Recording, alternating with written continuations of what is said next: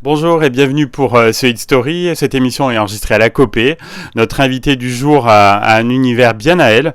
Elle vient de le démontrer en première partie de Poupie. Bonjour et bienvenue, Cœur. Bonjour.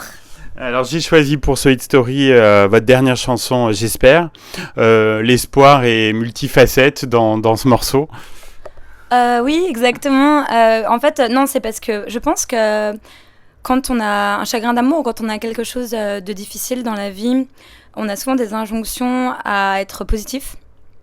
Et je trouve que parfois c'est contre-productif parce qu'en fait, c'est normal d'être en colère, c'est même normal de temporairement vouloir du mal aux gens, je pense. Et moi, je suis plutôt, enfin, vous l'avez peut-être vu ce soir, je suis plutôt pour exorciser les mauvais sentiments et les sortir et sortir sa part d'ombre plutôt que de faire le soleil est partout dans mon être et qu'en fait, du coup, on soit. Je trouve ça faux. Et donc, du coup, en fait, c'était par rapport à ça que j'espère que je te manque à chaque instant, etc. Et en même temps, j'espère que je te manque plus que l'argent. C'est un truc de dire je te souhaite du mal, mais quand même pas trop. C'est-à-dire que je souhaite que je te manque, mais je souhaite pas que tu sois dans la galère. Et ouais, je trouve ça débile, ce truc de positivité. En fait, je trouve que souvent c'est très destructeur et que les gens que j'ai rencontrés qui étaient très comme ça, au fond, avaient des trucs très, très dark et ça faisait avoir finalement des attitudes dangereuses, en fait, d'être comme ça. Voilà, c'est ça un peu l'espoir multifacette. Et après, c'est avec humour là-dessus, un peu. Oui, bien sûr. Et alors, comment il est né ce titre? Est-ce qu'il y a eu un déclic? Forcément, il y a eu une rupture ou... Ce titre, alors, franchement, l'histoire de ce titre est un peu longue. Je crois que j'avais écrit comme d'habitude un pâté de trucs beaucoup trop longs, avec beaucoup trop de choses. Et j'ai travaillé avec un producteur qui s'appelle King Doudou, avec qui j'ai déjà fait une chanson. Et qui m'a aidé à un peu simplifier les choses, en fait. Et du coup, après, on a terminé ça ensemble. Et l'idée, c'était aussi de mettre un peu de lumière là-dedans. Voilà. L'amour, c'est comme un ring de boxe, c'est bien trouvé? Je pense, ouais, l'amour est globalement la vie, en fait. C'est-à-dire, je pense qu'on peut pas avoir des... Enfin, c'est un peu la même chose dont je vous parlais sur le côté yin et yang. On peut pas... Il y a des coups, il y a des bisous, il y a des choses cool. Et parfois, l'amour, c'est pas que un ring de boxe. Hein. Je crois pas que ce soit souhaitable. Quand c'est un ring de boxe, je pense qu'il faut s'en aller. Mais ça arrive que ce soit comme ça. Et voilà, et ça peut devenir... C'est aussi le truc de la guerre, c'est-à-dire... Parfois, les relations, ça devient des trucs de dette, des trucs comme ça. Et quand c'est comme ça, c'est moche, quoi. Il faut mieux partir, je pense. Oui. C'est une chanson qui doit bien parler à votre public, hein, dans laquelle il peut se reconnaître. Mais de toute façon, ce qui est pas mal avec les chansons de rupture, j'en ai fait beaucoup j'ai fait un album, je pense quasiment. C'est qu'en fait, les ruptures, ça parle à tout le monde parce que ce soit des ruptures amoureuses, des ruptures amicales, des ruptures de travail, en fait la vie est faite de choses qui s'arrêtent et de deuil en fait, et je pense que on peut ressentir les paroles de J'espère, elles peuvent parler aussi d'une amitié ou elles peuvent parler d'une collaboration qui s'arrête et je pense qu'on a tous eu des sentiments ambivalents pour des personnes comme ça, où en fait à des moments on leur souhaite du mal et puis à d'autres moments quand l'émotionnel redescend on se dit non c'est débile mais... Oui, c'est la vie quoi, oui. Ouais, je déteste cette phrase par contre. Ah pardon. Non, mais, justement, parce que c'est la vie, c'est exactement le truc de ah bah voilà, c'est comme ça. Mais justement, moi je pense qu'il y a quelque chose où il y a un truc combatif parfois dans les relations. Ou justement, le ring de boxe, c'est aussi que d'aller jusqu'au ring de boxe, c'est quand on essaye à tout prix et qu'on en vient au gant de boxe et que c'est plus la peine quoi. Vous avez dû vous amuser sur le clip. Est-ce que le public a kiffé le strip? Alors le clip, ah non mais alors ça c'est parce qu'en fait jusqu'ici j'étais en robe de mariée dans tous mes clips et que justement et je faisais beaucoup de chansons d'amour et là c'était une manière d'enlever la robe de mariée en fait symboliquement, qui du coup avant même sur scène j'arrivais en robe de mariée, ce genre de choses, donc du coup ça c'était symbolique de ça. Pour ceux qui ne connaissent pas encore trop vos chansons, est-ce que ce morceau est représentatif de votre univers? Je pense que chacun de mes morceaux est représentatif de mon univers. Par contre, j'ai un univers très protéiforme et très éclectique. Donc, ce morceau, il fait partie d'une partie de mon univers, mais par exemple, il est assez doux et il est dans des sonorités assez latines. Et vous avez entendu des morceaux ce soir, par exemple, comme Dimanche ou comme oui, tout à qui fait. sont très rap ou qui sont très trap et qui sont pas du tout faits avec les mêmes éléments sonores et même à moi avec la même intention. Cette intention douce, je suis pas forcément là-dedans. tout le temps. Ouais. Mais c'est ça qui m'intéresse aussi, justement. C'est la même ambivalence de pouvoir être très douce et très énervée aussi. Et que ça fait partie de la même personne. Et que vous ne me demanderez pas de choisir, puisque voilà, je suis les deux.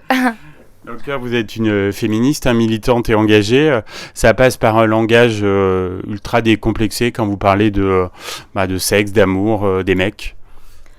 Oui. Oui, je pense que... Effectivement, moi, ça me paraît très naturel. Parce que du coup, avec mes amis, quels qu'ils soient, on emploie ces termes-là. Et que j'écoute de la musique pas très française, mais où les femmes parlent comme ça. Donc...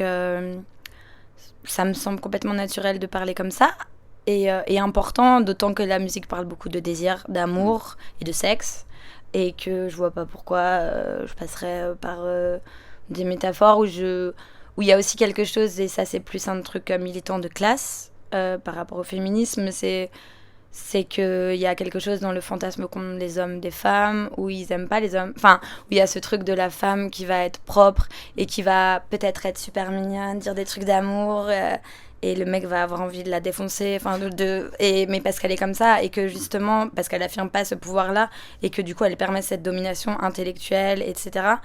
Et qu'en fait, il y a parfois, dans les artistes comme ça, il y a même une forme de... C'est un peu la même chose que je vous disais sur l'histoire d'amour, c'est-à-dire qu'il y a des gens qui vont être dans une forme très propre et très polie, mais qui en fait, dans leurs existences ou dans leur comportement, vont être dans des trucs très... Voilà, et voilà, et moi j'assume effectivement ça, et parce que c'est moi, je sais pas, j'y ai même pas vraiment réfléchi, je me suis pas dit un moment, ouais, je vais faire des paroles crues, parce que c'est militant, ça me parle, et parce que la musique globalement je trouve que c'est très sexy et que c'est un objet de désir très fort, donc ça me donne envie de parler de ça. Dans quel état d'esprit vous avez vécu le concert ce soir? Le public clermontois était bien chaud. J'étais très rassurée parce que, pour vous dire, j'ai fait mon dernier concert avant le confinement ici. Et effectivement, j'avais trouvé les gens très très mignons. J'aime beaucoup aussi les gens de cet endroit qui sont très gentils et très accueillants. Et François notamment qui me soutient beaucoup. Donc j'étais plutôt assez rassurée, honnêtement. Même si le fait d'avoir fait très peu de concerts pendant 2 ans, franchement, ça m'a rouillée et que j'ai beaucoup plus peur avant et que je sens qu'il y a des mécanismes qui vont mettre un peu de temps à vraiment se réenclencher correctement. Mais franchement, là maintenant, je suis toujours heureuse de jouer globalement. Mais là, j'étais très heureuse et ils étaient très mignons. Et après, une première partie, c'est pas évident parce que les gens viennent pas me voir moi. Mais ils ont été très mignons. Et globalement, c'était très agréable. Je crois qu'il y a d'autres dates sympas qui arrivent là dans la région, pas loin. Oui, j'ai une date à Grand Zéro samedi à Lyon avec mes danseuses parce qu'il arrive parfois aussi que je sois en concert avec 2 danseuses. Et après, j'ai une date aussi à Lyon où je serai toute seule à Chromatique samedi prochain. Et après, je vais jouer dans la release party d'une rappeuse qui s'appelle Tracy Dessa, qui m'invite pour jouer 2 morceaux le 10 novembre.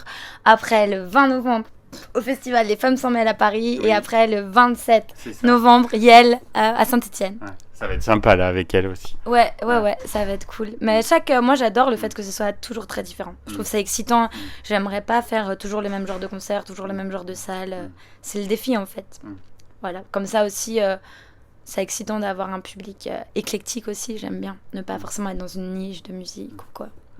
Dernière question, Cœur, quels sont vos projets, vos envies artistiques là, dans les prochaines semaines? Est-ce qu'il y a un album notamment en préparation? Je vais sortir encore un single. Là, en fait, 2021, là, je vais clore un peu un cycle de chansons d'amour, justement. Du coup, j'ai encore une chanson d'amour à sortir. Et puis, je vais avoir aussi un feat, un peu une surprise, qui va arriver en décembre. Et 2022, ça va être lourd, mais je peux pas trop dire encore pour l'instant. Des belles surprises, alors. Oui, beaucoup. Et j'espère des belles surprises musicales, mais aussi, j'espère beaucoup de scènes. On va suivre avec intérêt la suite de votre parcours et on va diffuser tout de suite, j'espère. Merci beaucoup, Cœur. Merci à vous.